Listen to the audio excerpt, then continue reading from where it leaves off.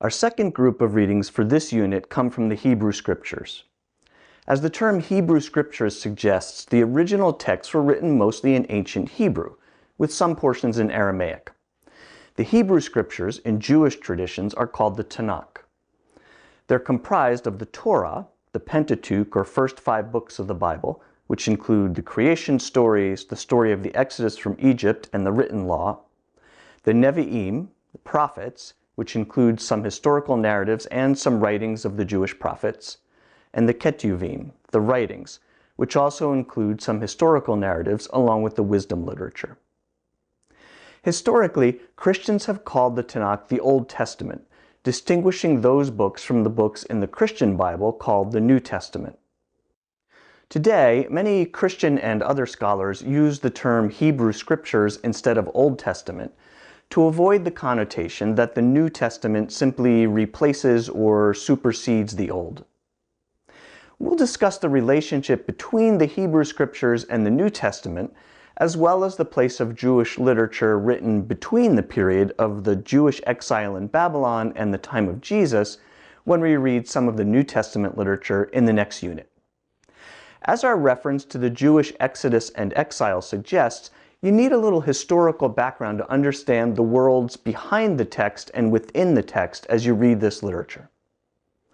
The first section of the Torah, Genesis 1-11, narrates the creation of the world and of humanity, the great flood of Noah as a judgment for human violence and sin, and the Tower of Babel, humanity's effort after the flood to become godlike, and the resulting scattering of the nations by God. This period is often called the proto-history. Subsequently, the different books in the Hebrew Scriptures narrate the call of Abraham by God out of the city of Ur, recall the city of Ur from our study of the laws of Ur-Namma, to found a new people and a nation blessed by God, the lives of the patriarchs including Abraham, Isaac, Jacob, and Joseph, the captivity of the Hebrews into slavery in Egypt, the exodus from Egypt under the leadership of Moses, the giving of the law by God through Moses, the Hebrews' entry into the Promised Land in Canaan, the period of the judges who were charismatic military and political leaders, the beginning of the monarchy under the deeply flawed King Saul, the glorious though tumultuous period of King David, the reign of David's son King Solomon and the construction of the temple to God in Jerusalem, the tragic division of the nation into the northern kingdom of Israel and the southern kingdom of Judah, the subjugation of the northern kingdom by Assyria and the Assyrian attack on Jerusalem and the southern kingdom, the destruction of Jerusalem and the Jerusalem temple by King Nebuchadnezzar of Babylon, and the start of the Babylonian exile during which the elites of Judean society were taken as captives in Babylon, consistent with the Babylonian practice of conquest and assimilation, and the return of the exiles with the permission of the Persian king Cyrus to rebuild Jerusalem and the temple. As mentioned, the Ketuvim also contain wisdom writings, which include pithy proverbial sayings, the Psalms, which are songs and liturgies meant for worship and devotion,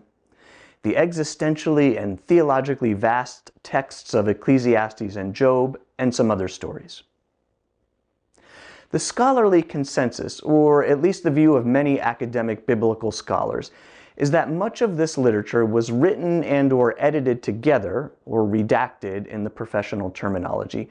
just before, during, or shortly after the period of the Babylonian exile, which occurred in 586 BCE until the return to Jerusalem around 539 to 538 BCE.